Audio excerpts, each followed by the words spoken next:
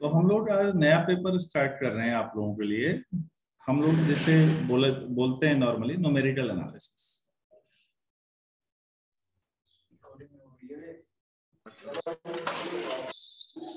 तो ये क्या होता है और इसमें हम क्या पढ़ते हैं, थोड़ा सा मैं इसके बारे में बताता हूँ। आप में से कई लोगों के माइट आकाश कुमारी, आप माइट म्यूट करिए प्लीज। आप लोगों को पता नहीं चलता क्या माइट म्यूट है या नहीं है? मैं बार बार कह रहा हूँ, आपसे रिक्वेस्ट कर रहा हूँ, प्लीज ग्रुप में डेकोरम बनाए रखिए। अननेसेसरी माइट म्यूट अनम्यूट मत करिए।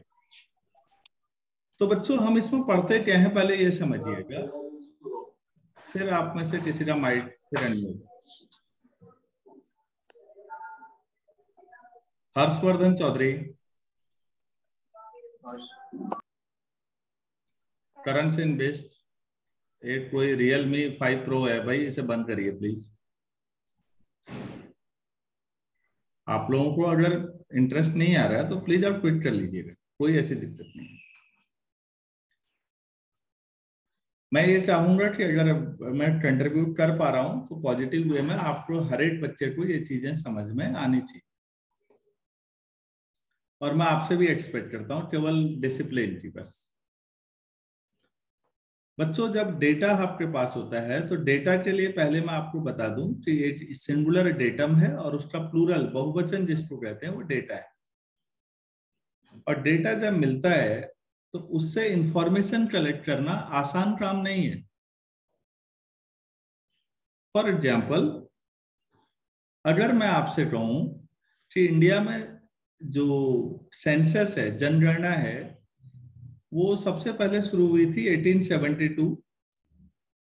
लेकिन 1872 में पूरा भारत नहीं था शामिल।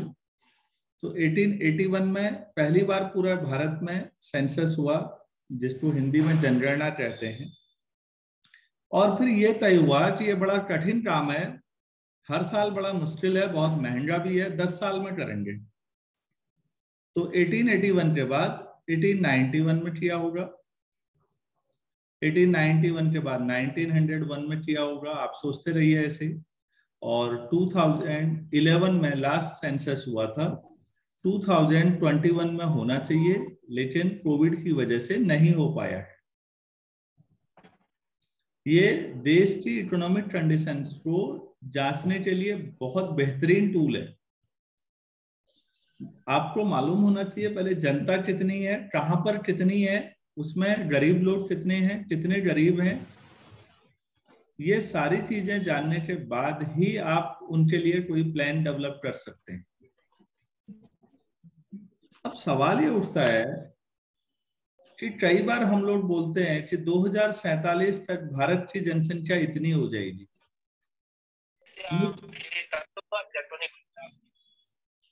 हेलो, हाँ जी।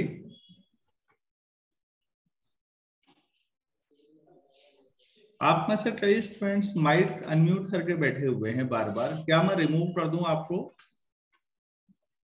आप दोबारा बाद में भी नहीं जुड़ पाएंगे फिर, हाँ ध्यान रखिएगा, क्योंकि आपके समझ में शायद आ नहीं पा रहा है। अभिषेक कुमार, अभिषेक सिंह, सागर कश्यप, क्या आपको हिंदी समझ में नहीं आ पाती? मैं बार बार आपसे रिक्वेस्ट कर रहा हूं, माइक म्यूट करिए, क्या प्रॉब्लम है आपको? अभिषेक कुमार,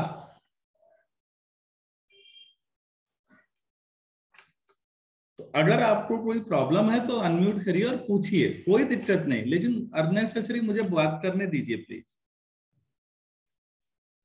कई बार आपने सुना होगा कि हाँ 1951 में भारत में आजादी के बाद पहली बार सेंसस हुआ, जनगणना हुई, और अगली जनगणना 1961 में हुई। लेकिन अगर कोई स्कॉलर कहे कि 1956 में भारत की जनता कितनी थी, हमें ये जानना है, तो बच्चों इसमें जो बचपन में आपने पढ़ा है यूनिटरी मेथड, वो नहीं लगता। यूनिटरी मेथड हिंदी में एकिट नियम, वो नहीं लगता कि भाई 1951 में जनसंख्या इतनी थी तो 8 में कितनी होगी और 1956 में कितनी होगी। अरे चीजें इतनी सरल नहीं है। पॉपुलेशन ग्रोथ नॉन यूनिफॉर्म है, यूनिफॉर्म थोड़ी है लाइन की तरह से दे। आप ऐसे चीजों को कैलकुलेट नहीं कर सकते, तो फिर सवाल उठता है कैसे करें। तो बच्चों फिर कैसे करें, वो टूल कौन कौन से हैं जिनकी मदद से हम इनको सॉल्व कर सकते हैं, वो सब हम यहाँ पढ़ेंगे। इस तरह की इंफॉर्मेशन जो हर साल कैलकुलेट नहीं की जा सकती, उसे हम सॉल्व करेंगे। एक और चीज बताता हूं, x³ - x+1 = 0। आपके पास जो अभी तक जितनी मैथ्स है, आप उस आधार पर इसे सॉल्व नहीं कर पाएंगे। x² होता तो कर लेते, लेकिन ये तो x³ है। तो बच्चों फिर हमने एग्जैक्ट आंसर नहीं भी मिलता है तो हमने एक दूसरा तरीका सोचा, अरे एग्जैक्ट मत मिले, अप्रोक्सीमेट ही मिल जाए यार।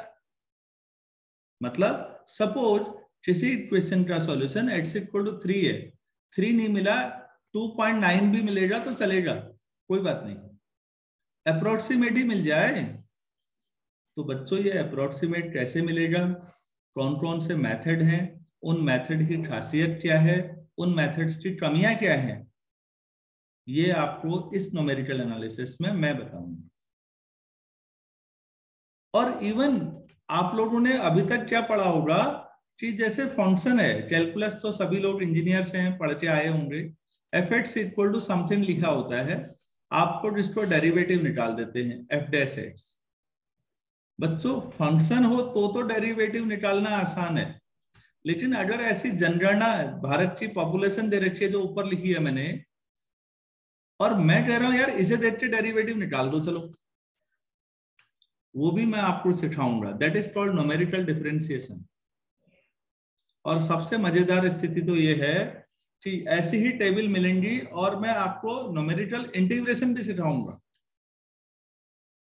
कि डेटा आपके पास है, आप उस डेटा से जहां पर उपलब्ध नहीं है डेटा, वहां की इंफॉर्मेशन कैसे निकालते हैं, आगे फ्यूचर कैसे प्रेडिक्ट कर सकते हैं, बिना फंक्शन के आप डेरिवेटिव कैसे निकाल सकते हैं, बिना फंक्शन के केवल टेबल से आप इंटीग्रेट कैसे कर सकते हैं, और इस प्रोसेस में कितनी एरर आएगी, क्या बिल्कुल वैसा ही होगा जैसा हमने फंक्शन लेके किया था, मैं वो भी सारी चीजें आपको बताऊंगा। यही हमारा सिलेबस होता है, जिसमें हम डेरिवेटिव निकालते हैं, इंटीग्रेट करते हैं, ऊटपटांग हमारी इक्वेशंस होती हैं, इक्वेशन को हम सॉल्व करते हैं और इंटरपोलेट करते हैं। इंटरपोलेट मतलब जैसे मैंने अभी टेबल देख के आपको कहा कि 1956 में तो जनगणना हुई नहीं थी, लेकिन 1956 में भारत की जनसंख्या कितनी थी हम निकाल सकते हैं बच्चों, और वो काफी हद तक सही होगी, एग्जैक्ट नहीं होगी लेकिन काफी हद तक सही होगी। बच्चों जो आप मैथ्स पढ़ के आए हैं वो प्योर मैथमेटिक्स है। IIT JEE की तैयारी करते हुए, इंजीनियरिंग की तैयारी करते हुए आप लोग आए हैं। मैं खुद एक लंबे समय तक JEE पढ़ाया हुआ टीचर रहा हूं, तो मैं ये जानता हूं कि जब बच्चे वहां पढ़ते हैं तो मैथ्स पढ़ते समय और स्टैट्स पढ़ते समय, यहाँ जो बेसिकली आप पढ़ रहे हैं ये सारी चीजें न्यूमेरिकल एनालिसिस भी ब्रॉड वे में इसी के अंतर्गत आती है। मैथ्स में और स्टैट में एक फंडामेंटल डिफरेंस है बच्चों। मैथ्स में अगर आपने कोई थ्योरम बोली है, कोई रिजल्ट बोला है, और उस रिजल्ट के सपोर्ट में आपके पास 1 करोड़ एग्जाम्पल है मान लेते हैं, और बाय चांस किसी के पास इस रिजल्ट के अपोजिशन में, इसके खिलाफ 8 एग्जाम्पल है, तो वो 8 एग्जाम्पल पर्याप्त है इस थ्योरी को ध्वस्त करने के लिए। ऐसा जानते हैं आप लोग, ऐसा होता है या नहीं? अब जहां हार्ट रहना होगा वहां कोई नहीं रहेगा, वैसे बोलते रहेगा, चलिए कोई बात नहीं। लेकिन स्टैटिस्टिक्स में क्या होता है बच्चों, यहां मेजोरिटी वाली बातें चलती हैं, बहुमत। आप लोग देखते होंगे लोकसभा के चुनाव, विधानसभा के चुनाव, ग्राम प्रधान के चुनाव, चुनाव में क्या होता है, कहीं का भी कोई चुनाव, उसमें ऐसा नहीं है कि जीतने वाले को ही सारे वोट मिलते हैं। हम देखते हैं मेजोरिटी जहां है वहां मान लो वही सही है, वही जीत गया। स्टैटिस्टिक्स में आप मेजोरिटी जहां है उसी को सही मानते हैं। मैथ्स में सही मतलब हर एग्जाम्पल उसी के साथ होना चाहिए, अगर एक भी उसके खिलाफ हो गया कहीं पर तो आप उसको स्टैंडर्ड रिजल्ट नहीं मानेंगे। क्या मैं समझा पाया आपको? What is the basic difference between mathematics and statistics? Clear हुआ या नहीं हुआ? हो गया सर। यस सर, चलिए हो गया सर। ठीक। तो हम लोग अब बात करते हैं, यार ये तुम में से कौन है भाई जो लाइनें खींच दे रहा है बीच बीच में आगे से? बड़ा मजा आ रहा है उसको लाइनें खींचने में। अब इसमें नेक्स्ट जो हमारे पास होगा, हम लोग अब शुरुआत करते हैं कि आखिर हम ये सब करेंगे कैसे। तो बच्चों ये सब करने के लिए हमें कुछ चीजें चाहिए, उसको बोलते हैं ऑपरेटर। हमें ऑपरेटर्स चाहिए कुछ। आज मैं आपको ऑपरेटर्स के बारे में ही बताऊंगा। 3 ऑपरेटर बताऊंगा, एक ई, एक डेल्टा और एक डेल। एक एक करके डिटेल में समझाऊंगा। देखिए, मैं हमेशा से जब भी पढ़ाना शुरू किया है मैंने सिखाने की कोशिश की है बच्चों को। मैं सिलेबस पूरा करने के लिए नहीं पढ़ाता। भले 2 लेक्चर मुझे ज्यादा लेने पड़े कोई बात नहीं, लेकिन हर बच्चे को जो क्लास में है उसको समझ में आना चाहिए। तो इसलिए मैं थोड़ा डिटेल में समझा रहा हूं, ध्यान से सुनिए। पहले हम सीखते हैं what does it mean by the operator. Operator आप कहते किसको हैं? तो बच्चों जो ऑपरेशन करे वो ऑपरेटर। तो फिर सवाल उठेगा कि ऑपरेशन क्या है। आज तक तो हमने ऑपरेशन ये सुना कि डॉक्टर करते हैं। हम जो करते हैं that are called mathematical operations. हम सब ने बचपन में पहला ऑपरेशन जो सीखा होता है प्राइमरी क्लास के बाद, वो एडिशन है। सबने सीखा है कि ऐड करना। आप इसको ऐसे समझो बच्चों कि एक मशीन है, वॉशिंग मशीन टाइप की, उसमें एडिशन का साइन लगा है, उसमें कुछ इनपुट डालेंगे और कुछ आउटपुट आएगा। इनपुट में मैंने 2 और 3 डाल दिए, और क्योंकि ये जो मशीन है ये ऑपरेशन करेगी कुछ अंदर जोड़ जाड़ के, और फाइनली जो आउटपुट आएगा वो 5 आ जाएगा। आप कहेंगे ये तो बड़ी आसान बात है, ये तो हमें पहले ही पता था ऐसा होता है। बिल्कुल आपको मालूम था कि यार 2 + 3 करेंगे 5 आ जाएगा, but plus sign is also an addition operator. This was the first operator studied by any student. आपने भी पढ़ा होगा। Subtraction, multiplication, division. बच्चों प्राइमरी क्लासेज में हम सब ने ये 4 ऑपरेशन पढ़े, और इनको जो करे वो ऑपरेटर हुए। तो हमने 4 ऑपरेटर पढ़ लिए। जब आप 6th क्लास में आए होंगे तो आप लोगों ने 6ठी या 7वीं में स्क्वायर रूट पढ़ा होगा। Square root is also an operator. The process of taking the square root of any number. मतलब यार कोई ये मशीन है स्क्वायर रूट वाली, इसमें आप 16 डालो और आउटपुट जो है 4 मिल जाएगा, ऐसा मिल जाता है। ये आपके पास ये भी ऑपरेटर है। आपने स्क्वायर रूट के बाद क्यूब रूट भी पढ़ा होगा, ये भी ऑपरेटर है। आप बच्चों फिर लॉग पढ़ते होंगे, लॉगरिथमिक टेबल। लॉग अपने आप में एक ऑपरेटर है। क्यों? क्योंकि लॉग वाली मशीन है। आप 2 का लॉग ले लीजिए,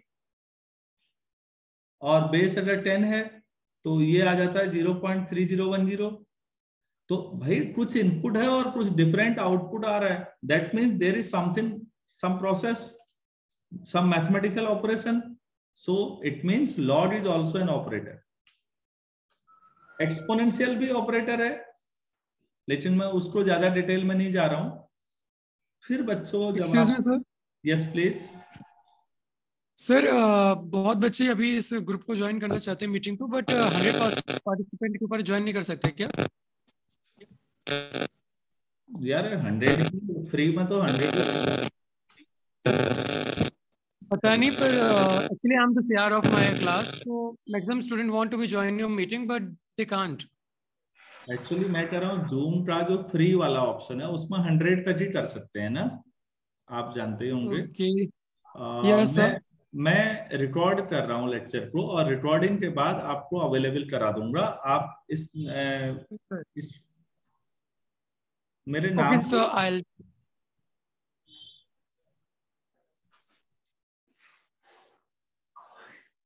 ये यूट्यूब सर बट चैनल का नाम है एन सिजवाली, SIJWALI मैथमेटिक्स। मैं वहां पर अपलोड कर दूंगा, आप प्लीज उसे देख लीजिएगा। Okay sir. और या फिर यार मैम 2 बता दें, मैं अलग अलग पढ़ा दूंगा, ऐसा कोई दिक्कत नहीं मुझे। मैं तो केवल इसलिए पढ़ा रहा हूँ कि मैंने बहुत ट्राई किया आपके लिए कोई टीचर मिले, नहीं मिला तो फिर मुझे लगा ठीक है मैं हेल्प कर देता हूँ। आप लोग जब तक कॉपरेट करेंगे मैं भी हेल्प करता रहूंगा। फिर जिस दिन आप ही विरोध में आ जाएंगे हम भी नहीं पढ़ाएंगे, कोई बात नहीं।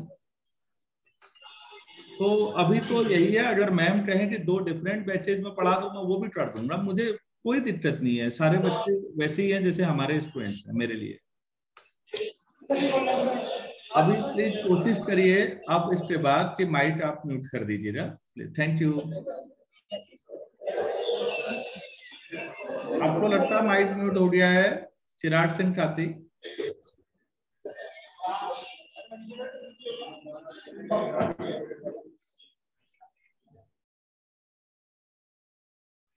मतलब इंजीनियर्स हैं, मैं सोचता था पढ़े लिखे लोग हैं शायद ये, लेकिन अधिकतर तो हैं ही पढ़े लिखे, लेकिन एक दो यहाँ भी आ जाते हैं जिनको बात समझ नहीं आती। अच्छा चलिए, हम लोग फिर जब आप बच्चों क्लास 11th में गए तो आपने बिल्कुल नया ऑपरेटर पढ़ा, that is called differential operator, D/dx। आप यहां पर भी ऑपरेटर समझिए बच्चों। There is something input, D/dx is an operator, the input is sin x and the output is cos x। तो यार कुछ तो प्रोसेस हो ही रहा होगा अंदर, तभी कुछ अलग आ रहा है। तो डिफरेंशियल ऑपरेटर इज बेसिकली, ये भी ऑपरेटर है and this does some process, mathematical process होती है जिसको डेरिवेटिव कहते हैं आप लोग, वहां भी कुछ हो रहा होगा अंदर। उसके बाद बच्चों आपने नया ऑपरेटर पढ़ा, दैट इज कॉल्ड मैट्रिक्स।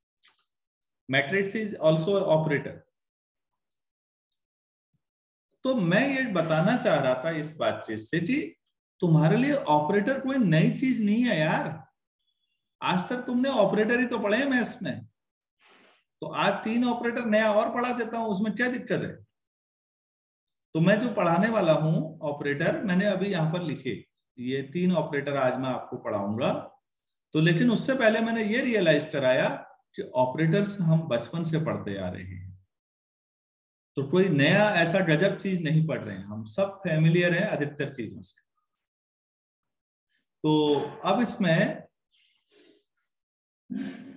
हम लोग जब ऑपरेटर्स में आएंगे तो सबसे पहले देखो बच्चों, हम लोग वेरिएबल्स की बात करेंगे।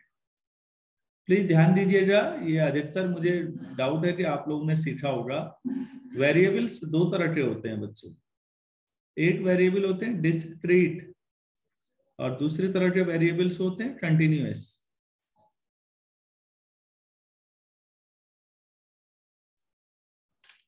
डिस्क्रीट वेरिएबल्स का मतलब, what does it mean by discrete? मतलब सेलेक्टेड,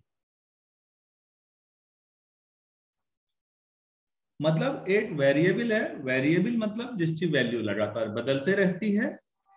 एक ऐसी चीज जो इसकी वैल्यू तो बदलते रहती है लेकिन वो सारी वैल्यूज नहीं लेता, कुछ सेलेक्टेड वैल्यूज लेता है। आपने इलेक्ट्रॉन के लिए पढ़ा होगा कि -16.7 upon n² electron volt energy level पढ़े होंगे। स्पेक्ट्रम हाइड्रोजन, लाइमन, बामर, पास्सन, ब्रैकेट कून सीरीज पढ़ी होंगी। आपने ये डिफरेंट एनर्जी लेवल पढ़े होंगे। n प्रिंसिपल क्वांटम नंबर है, तो अगर आप E1 रख देंगे, ये En है, n की जो 1 तो -16.7 इलेक्ट्रॉन वोल्ट। जब आप E2 करते हैं तो यहाँ n की जो 2 रखिए, 4 से डिवाइड कर दोगे तो 4 पॉइंट जितना भी आ रहा है। अब आप समझ रहे होंगे, अच्छा ये जो इलेक्ट्रॉन है ये सारी एनर्जी नहीं है इसके पास, या तो -16.7 इलेक्ट्रॉन वोल्ट होगी या फिर -4 पॉइंट समथिंग जो भी आ रहा है, बीच में नहीं होगी कोई ऊर्जा, कोई energy. It means it has selected energy levels. आप ऐसे भी समझ सकते हैं बच्चों, जब आप लोग क्लास 1 में पास हुए होंगे तो सीधे आपको 2 में रख दिया गया होगा, जबकि मैथमेटिक्स कहती है 1 और 2 के बीच इनफाइनाइट रियल नंबर है। तो फिर 1 से सीधे 2 में क्यों ले गए आपको? 1 के बाद अगले नंबर पे रखते। प्रॉब्लम यह है 1 के बाद अगला नंबर कोई नहीं बता सकता। अगर मैं 1.0001 भी कहूं तब भी इन दोनों के बीच फिर इनफाइनाइट रियल नंबर है। ऐसे तो हमारी पास होने के बाद हमारी क्लास तय ही नहीं हो पाएगी। तो हमने सोचा छोड़ो यार ये सरदर्द, हम सीधे ना बच्चों को इंटीजर में पास करेंगे। 1 के बाद 2 में ले जाएंगे, 2 के बाद 3 में ले जाएंगे, 3 के बाद 4 में ले जाएंगे। तो we are taking some selected values, that's why this variable is discrete. क्या मैं समझा पाया? Yes sir. ठीक है, वेरिएबल क्या होता है ये समझा। हाँ, किसी ने हाथ उठाया है, प्लीज पूछिए कुछ। सलीम अहमद, आप कुछ पूछ रहे हैं?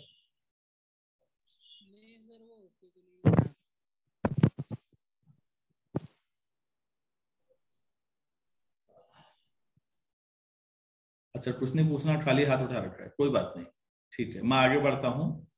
मैं क्या ले करता है बच्चों, ऐसा वेरिएबल जो कुछ सेलेक्टेड वैल्यू लेता है उसको डिस्क्रीट कहते हैं। और ऐसे वेरिएबल्स को जोड़ने के लिए बच्चों सिग्मा यूज किया जाता है। ये सिग्मा है, कैपिटल सिग्मा। एक स्मॉल सिग्मा भी पढ़ते होंगे आप लोग ऐसे, वो कैपिटल सिग्मा ऊपर वाला है। उनको ऐड करने के लिए आप लोगों ने कहीं मीन मॉड मीडियन पढ़ा होगा, फ्रीक्वेंसीज लिखी होंगी कुछ सेलेक्टेड, और सबको नीचे जोड़ने के लिए सिग्मा एन करते होंगे आप लोग। ये आप सिग्मा यहां यूज करते हैं। लेकिन बच्चों सारे वेरिएबल डिस्क्रीट नहीं होते, कई वेरिएबल कंटिन्यूअस होते हैं। फॉर एग्जाम्पल, आपकी जो बचपन में हाइट रही होगी, सपोज ये थी h1 और आज आपकी जो हाइट है वो h2 है। तो अब आप ये नहीं कह सकते कि आप h1 से h2 हाइट तक जब बड़े हुए तो आप जंप करते हुए बीच बीच में सेलेक्ट कुछ वैल्यू लेते हुए, इंटीजर वैल्यू लेते हुए बड़े हुए होंगे। ऐसा नहीं हो सकता। आपने h1 से h2 तक हर पॉसिबल वैल्यू गेन की होगी। So your height is a continuous variable, your weight is a continuous variable. बचपन में W1 वेट था, आज आपका वेट W2 है। W1 से W2 तक की यात्रा में सारे पॉसिबल वेट आपकी बॉडी ने गेन किए होंगे। और आप ही का नहीं बच्चों, आपके आसपास कोई पेड़ पौधा ले लो, कोई छोटा सा पौधा जब बड़ा पेड़ बनता है तो हाइट h1 से h2 तक सारी पॉसिबल हाइट लेता है। Such type of variables are continuous variables. तो इन वेरिएबल्स को जोड़ने के लिए हम लोग इंटीग्रेशन का साइन यूज करते हैं। ये मैंने ऊपर बना दिया। इंटीग्रल साइन जो बनता है वो ऐसे वेरिएबल को जोड़ने के लिए बनता है। सिग्मा और इंटीग्रेशन में कोई अंतर नहीं है यार, दोनों जोड़ने के लिए ही होते हैं। नेशनल इंटीग्रेशन क्या होता है? आप नेशनल इंटीग्रेशन सुना होगा आप लोगों ने, राष्ट्रीय एकता की बात, सबको जोड़ने की बात होती है। जहां सबको जोड़ना होता है दैट इज इंटीग्रेशन, जहां कुछ को जोड़ना होता है selected that is sigma summation. और जो ये इंटीग्रेशन साइन है ना बच्चों, ये भी शुरुआत में समेशन की वजह से एस था। लोगों ने स्टाइलिश, यार क्या है आप लोगों के साथ दिक्कत?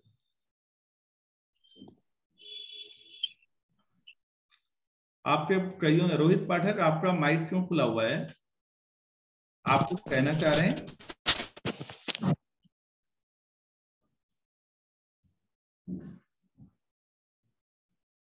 इंटीग्रेशन का जो साइन है वो एस है basically, originally S for summation. लोगों ने स्टाइलिश तरीके से बनाते बनाते उसको ऐसा बना दिया है।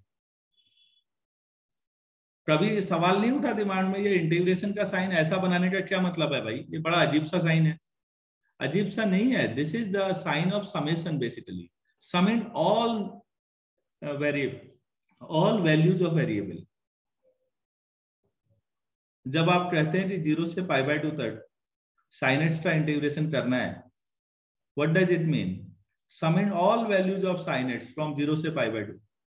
लेकिन अगर सावरी नहीं है, कुछ सेलेक्टेड होती तो सिग्मा लगाते।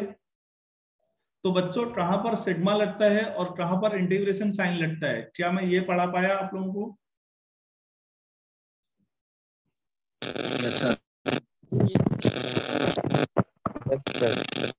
चलिए ठीक है, आगे बढ़ते हैं। अब हम इससे आगे जब जा रहे हैं तो हम लोग अभी क्या करेंगे बच्चों, हम दो तरह के वेरिएबल लेते हैं। अब फिर दोबारा वेरिएबल्स को एक बार फिर पढ़ते हैं नए तरीके से। इस बार वेरिएबल को इंडिपेंडेंट और डिपेंडेंट वेरिएबल में बांटेंगे। आप में से कोई बच्चा सवाल उठा सकता है, पहले आपने वेरिएबल को वैसे बांटा, अब आप नए तरीके से बांट रहे हैं, क्या आप एक ही चीज को दो तरीके से बांट सकते हैं? तो मैं उनको जवाब देना चाहूंगा कि दो क्या ज्यादा तरीके से भी बांट सकते हैं। आप सभी लोगों को मैं कई तरह से बांट सकता हूं, जो स्टूडेंट्स अभी क्लास में हैं। आप लोगों को गर्ल्स और बॉयज के हिसाब से बांटना, तो ये एक तरीका है। ऐसा भी हो सकता है कि आपको आपकी ब्रांच के अकॉर्डिंग बांटा जाए, जो जिस ब्रांच में है, ये दूसरा तरीका हो जाएगा आपको बांटने का। और भी तरीके हो सकते हैं, जो चश्मा पहनते हैं उनको बांट लें, जो चश्मा वाले नहीं है उनको बांट लें। बांटने में क्या अर्थ है, ऐसे बांट लो। जिनकी एनसीसी है उनको अलग करो, जिनकी नहीं है उनको अलग करो। तो कहने का मतलब है एक ही डेटा को अब हम नए तरीके से बांट रहे हैं। And now this is independent variable and dependent variable. अब आप कहोगे यार ये क्या होता है इंडिपेंडेंट डिपेंडेंट? इंडिपेंडेंट हम एक्स कहेंगे और डिपेंडेंट को वाई कहेंगे, और हम कहेंगे वाई जो फंक्शन ऑफ एक्स बाद में। बेटा फंक्शन होने का मतलब डिपेंड होना, तो वाई एक्स का फंक्शन है, मतलब वाई एक्स पे डिपेंड करता है। आप में से बच्चे सवाल पूछ सकते हैं, सर ये तो हमने ना बहुत सालों से रटा है, तो हमें याद है कि वाई जो फंक्शन ऑफ एक्स। जो नए वेरिएबल आएंगे वहां कैसे पता लगेगा क्या इंडिपेंडेंट है और क्या डिपेंडेंट है? नहीं यार, बात तो तुम्हारी भी सही है। अच्छा एक बात बताओ भाई, एक है रिजल्ट, एक होती है स्टडी। पहले रिजल्ट होता है कि पहले स्टडी होती है? स्टडी। हाँ, जो पहले होगा वो इंडिपेंडेंट, जो उस पर डिपेंड करेगा रिजल्ट स्टडी पर ही डिपेंड करेगा ना। तो result is a function of study कह सकते हैं या नहीं? या study is a function of result बोले? सोचो।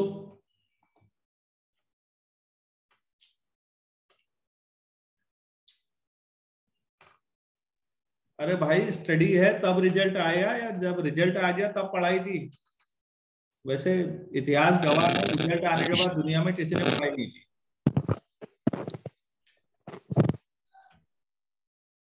रिजल्ट आने के बाद कोई नहीं पढ़ता, जिसने पढ़ना है पढ़ने के बाद ही रिजल्ट आता है। रिजल्ट के बाद किसने पढ़ा आज तक?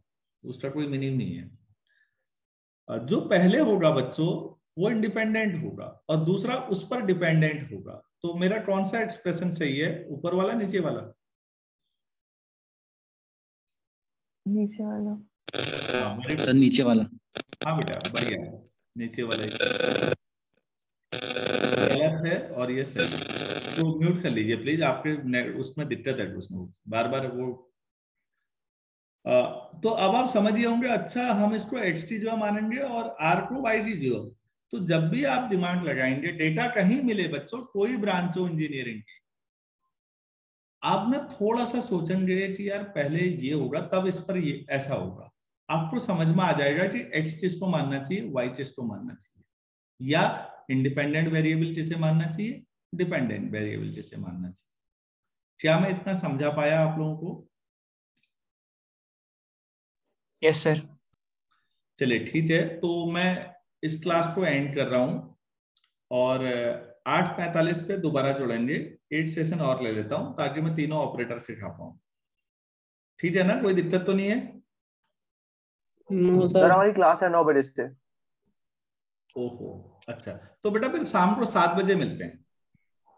ठीक अगर है ये सर। समझ में आ रहा है आपको तो शाम को 7 बजे मिलते हैं, और मैं आपको आप प्लीज कंटिन्यू बने रहिएगा, आपको सारी चीजें समझ में आ जाएंगी।